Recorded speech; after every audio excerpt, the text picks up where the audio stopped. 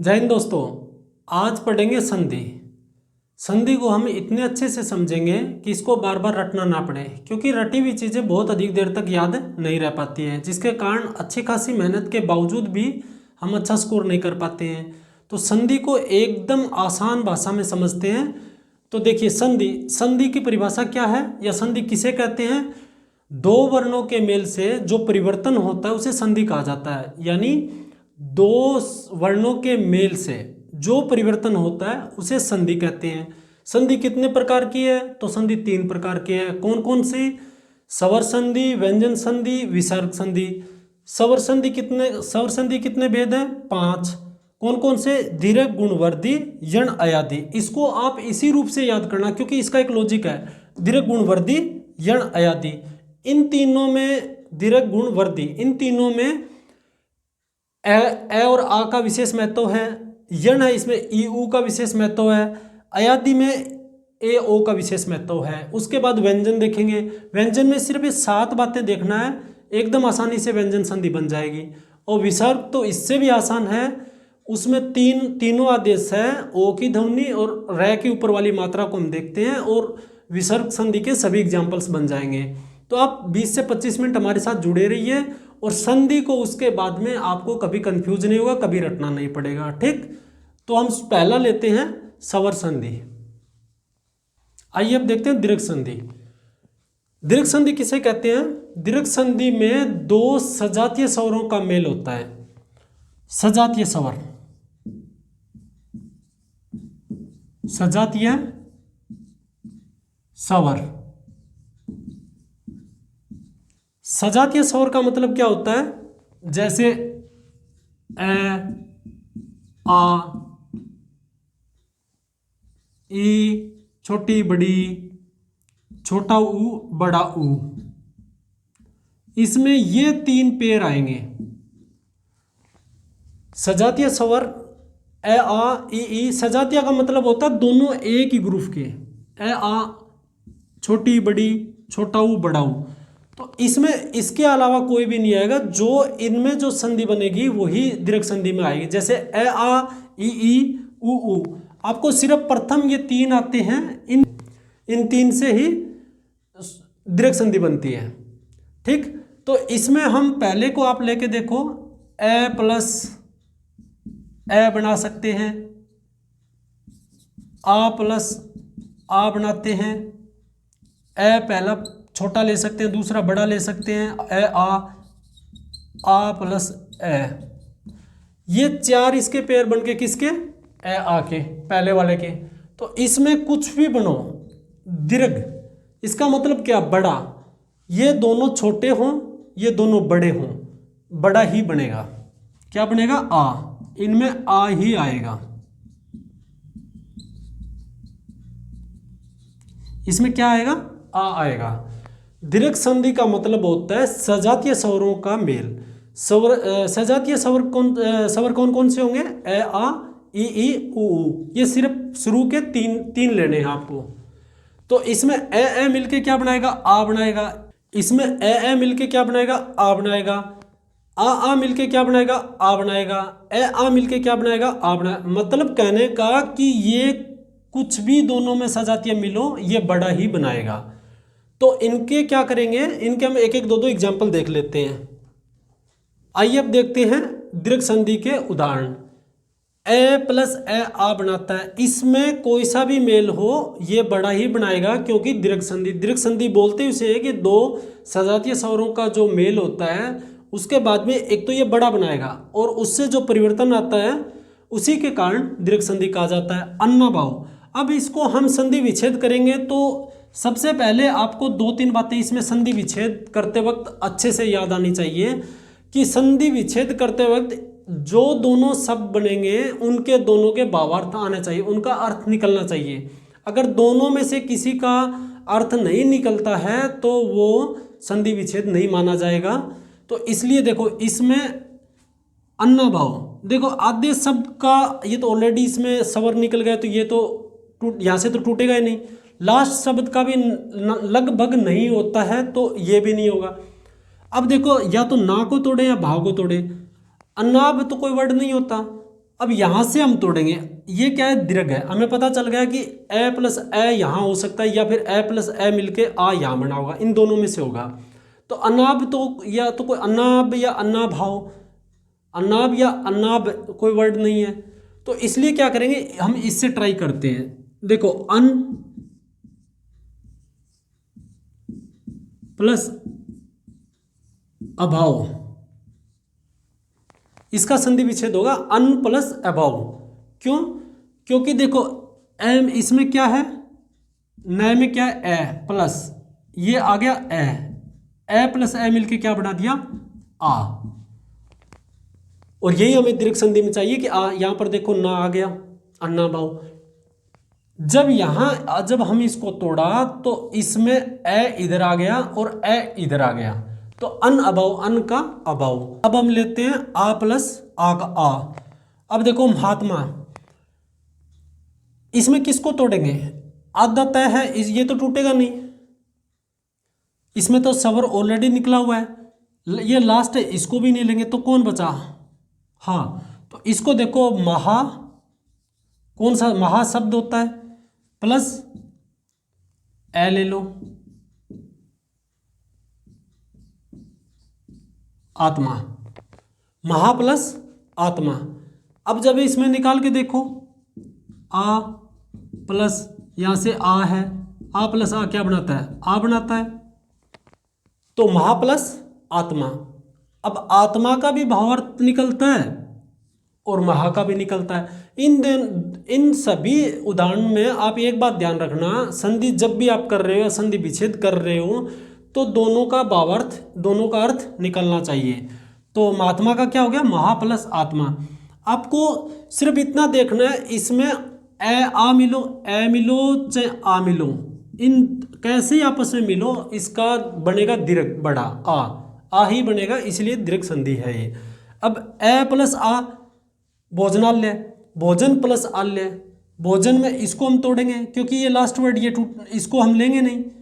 बीच में क्या है, ये ए है, क्योंकि ये दोनों का संधि हुई है, तो ये दो छोटे मिलके या दो बड़े मिलके बड़े बनाए, ये दोनों छोटे आएंगे नहीं, है ना। तो अब क्या लेंगे, ना को तोड़ेंगे, तो फिर किस में तोड़ेंगे, ए प्लस ए में, और आ बन जाएगा। तो न को आ की ध्वनि ली हुई है ना, तो ये हो गया ना, और भोजन प्लस आल्य, इस ऐसे बन जाएगा, यहाँ पर न आ जाएगा भोजन, और आ उस साइड में आ जाएगा, तो भोजन भोजनालय, सॉरी ए प्लस आ, तो आल्य, भोजन आल्य।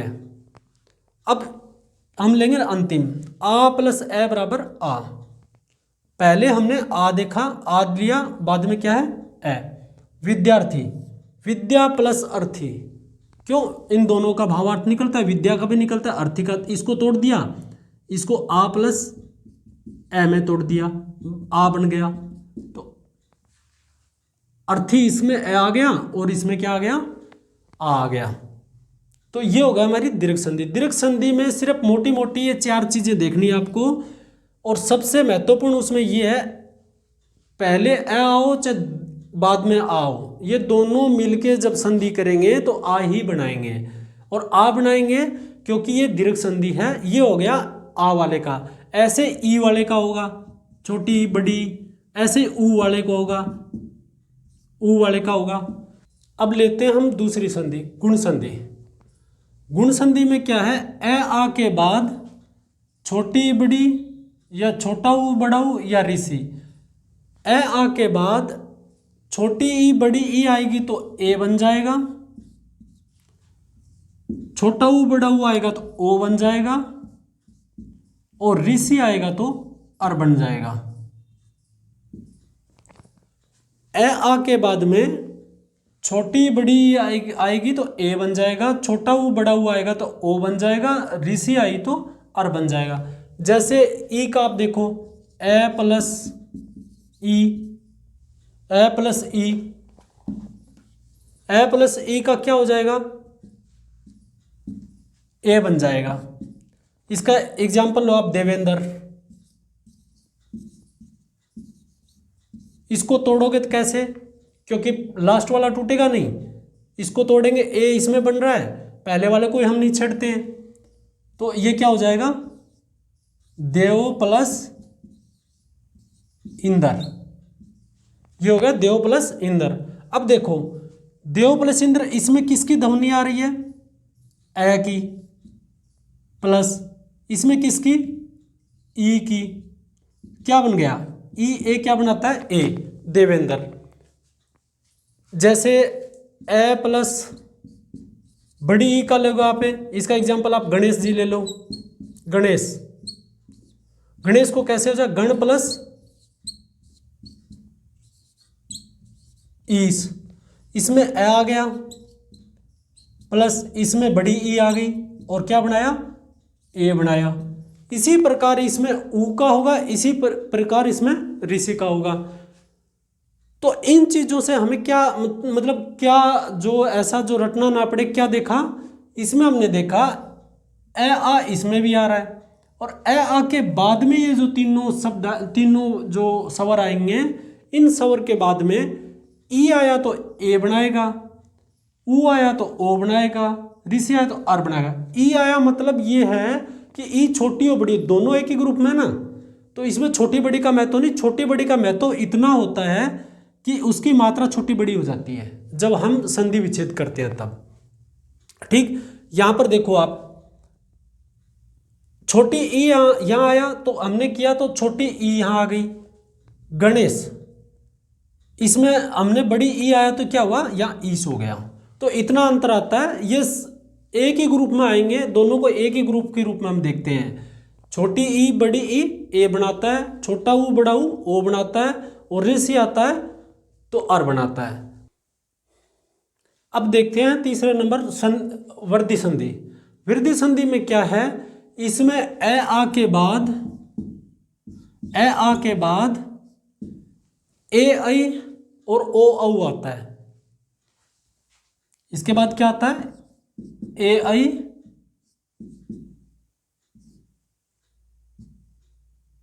ओ औ।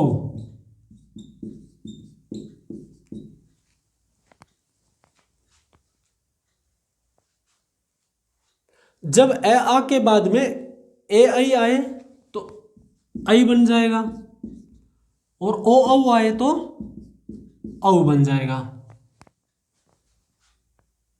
इसका हम कुछ उदाहरण लेते हैं। जैसे एक उदाहरण हो गया सदैव। सदैव में क्या दिखा मैं? इसमें आई की मात्रा है, लास्ट वाला लेंगे नहीं, बीच वाला लिया, आई की मात्रा है।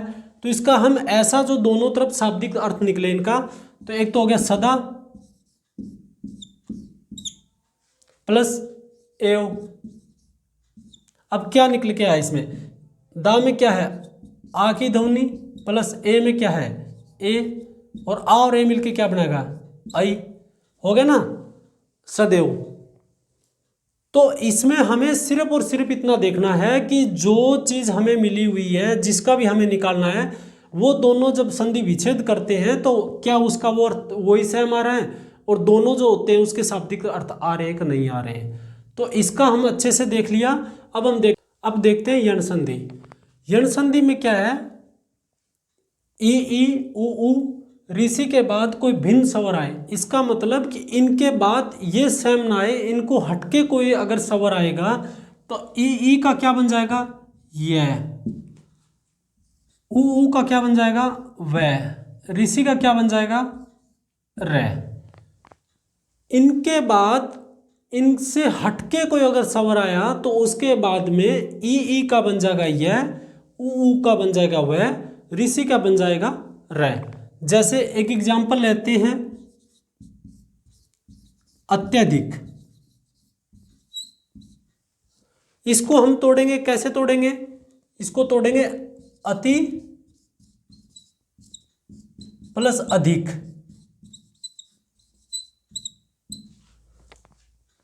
इसमें देखो, इसमें क्या आया? छोटी प्लस इसमें क्या आया? ए, और क्या बन गया? यह। यहां पर अति प्लस अधिक में यह नहीं दिखाई दिया ना आपको? क्यों? क्योंकि ई और ए मिल जाता है तो यह, ई के बाद में कोई भी भिन्न स्वर आएगा तो यह बना देगा। तो ई और ए मिलके क्या बना दिया? यह। और तय जब इससे तय के अंदर से ई की ध्वनि निकल गई तो ये आधा हो गया ना, आधा हो गया। आप ऐसे लिख दो, ऐसे लिख दो, तो ये हो गया इसका आधा तय, और यह इन दोनों के मिलने से हो गया, और ये बन गया अत्यधिक। तो इसी प्रकार इसका एग्जाम्पल होगा। अब अच्छे से ये देख लो, इतने अच्छे से देख लो कि दोनों के मिलन से ई के बाद में कोई भिन्न स्वर आया तो ये यह बना दिया।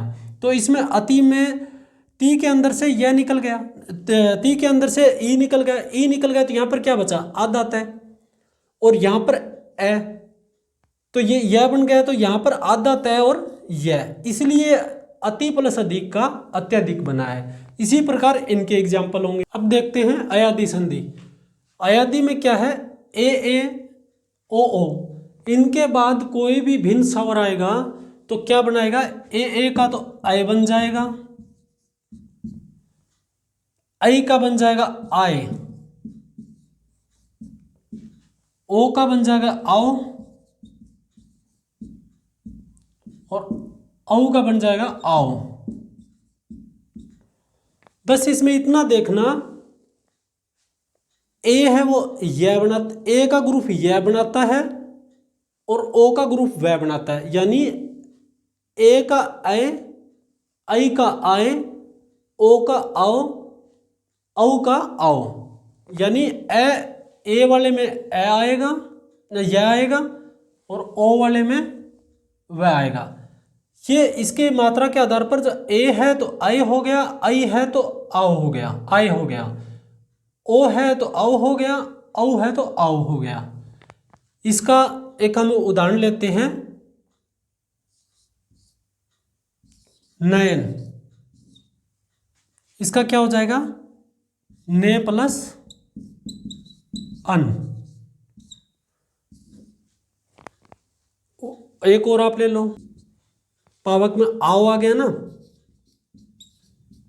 आओ, तो इसका क्या हो जाएगा, पौ प्लस अक। तो ये हो गई अयादी।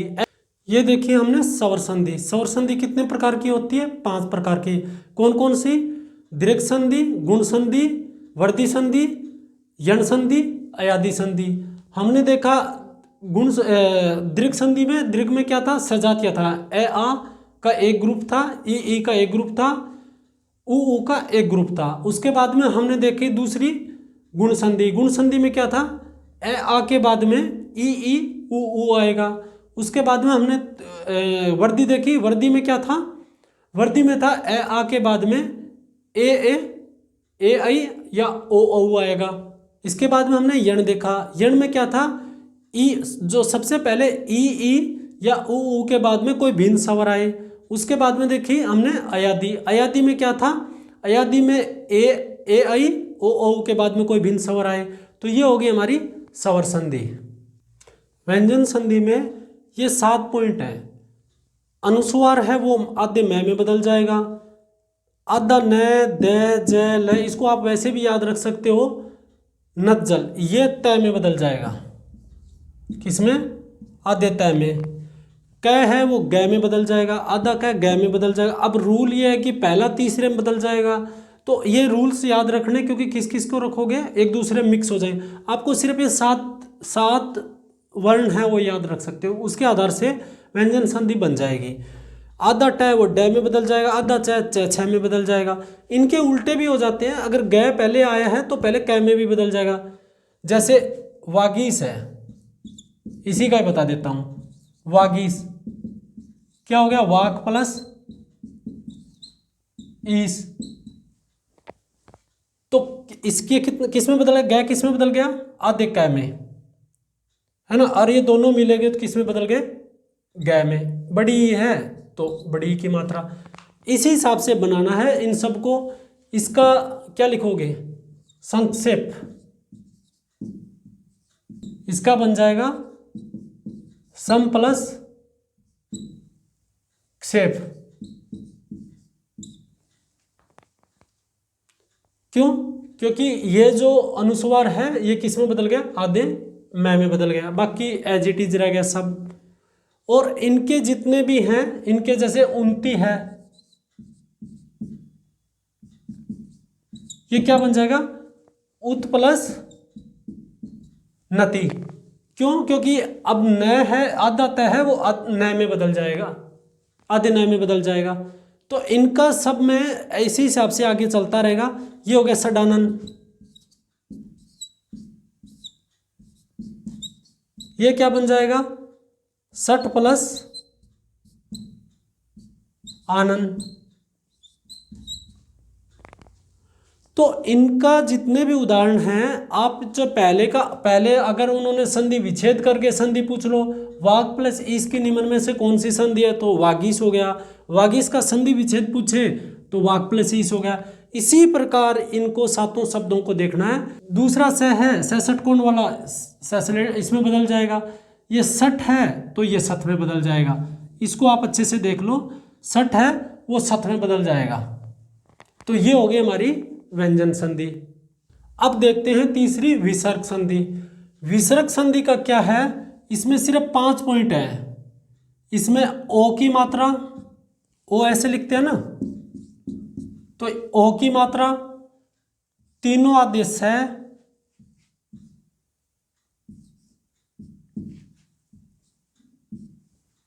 और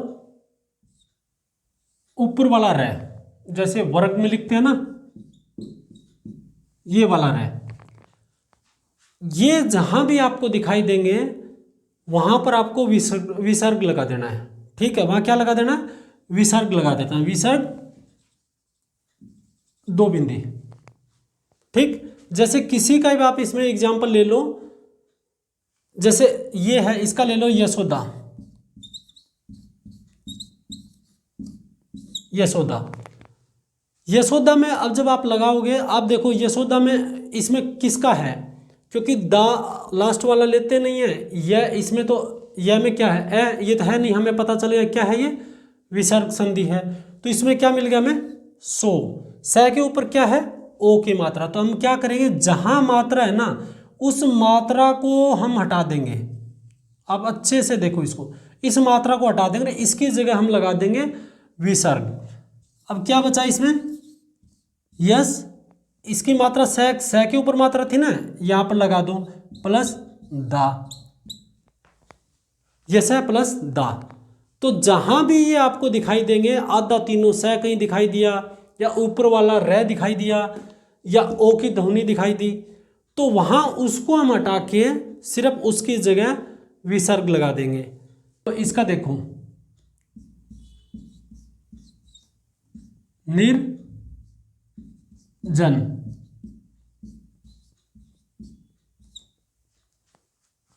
किसके ऊपर है? रे के ऊपर, किसके ऊपर है? जय के ऊपर, जय के ऊपर। तो इसको क्या करेंगे? नी प्लस जन। क्यों? क्योंकि ये पहले आता है, नी रे पहले आ जाता ना जैसे, तो इसके ऊपर हमने दे दिया। ऐसे इसका देख लो, एक शब्द है निश्चल। तो हमें क्या करना है? सिर्फ और सिर्फ इसकी जगह क्या लगाना है? विसर्ग लगाना है। नि प्लस चल, ये हो गया निश्चल। तो जहां भी आपको दिखाई देंगे उसकी जगह एज इट इज विसर्ग लगा देना है, और बाकी कुछ नहीं करना। अब आपको ये देखो, इसको अगर आप वापस जोड़ना है, नी चल, आप पहले तो इस वर्ड को दोनों को, इन दोनों शब्दों को मिलाओ, क्या? नी चल।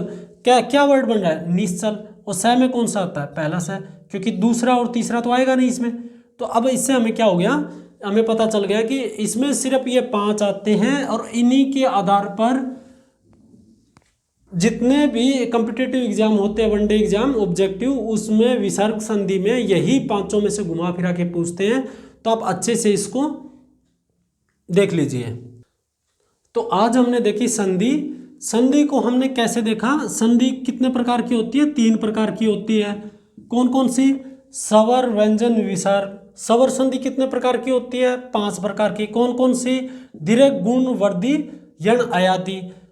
दीर्घ, गुण, वृद्धि, तीनों में ए का रोल रहता है। लास्ट में इसमें ई का, ई ऊ का, उसमें लास्ट वाले में क्या है? ए ओ का। उसके बाद में इनके हमने एग्जाम्पल्स देखे। उसके बाद में हमने किया व्यंजन संधि। व्यंजन संधि में क्या था? 7-8 सिर्फ पॉइंट थे, जैसे अनुस्वार मैं में बदल जाएगा, आधे मैं में बदल जाएगा। सठ सत में बदल जाएगा, सठ सत में बदल जाएगा। उसी प्रकार हमने विसर्ग संधि देखी। विसर्ग में क्या था, सिर्फ 5 पॉइंट थे, तीनों आदेश हैं, ओ की मात्रा और ऊपर वाला रह। तो इस हिसाब से आपको जो पहले चार्ट दिखाया उसको वो आप अच्छे से देख लो, एक एक दो दो एग्जाम्पल कर लो। उसके बाद में आए हुए आपके प्रीवियस क्वेश्चंस जितने भी जिस आयोग का पेपर दे रहे हो तो उसके आप एग्जाम्पल्स करते रहे या उसके प्रीवियस क्वेश्चंस करते रहे। और आपको ये सारे के सारे टेलीग्राम और व्हाट्सएप ग्रुप के अंदर इसकी पीडीएफ दे दी जाएगी। तो होप कि आपको ये संधि के अच्छे से क्लियर हो गई होगी। और हम मिलते हैं अगले वीडियो में। ठीक, जय हिंद।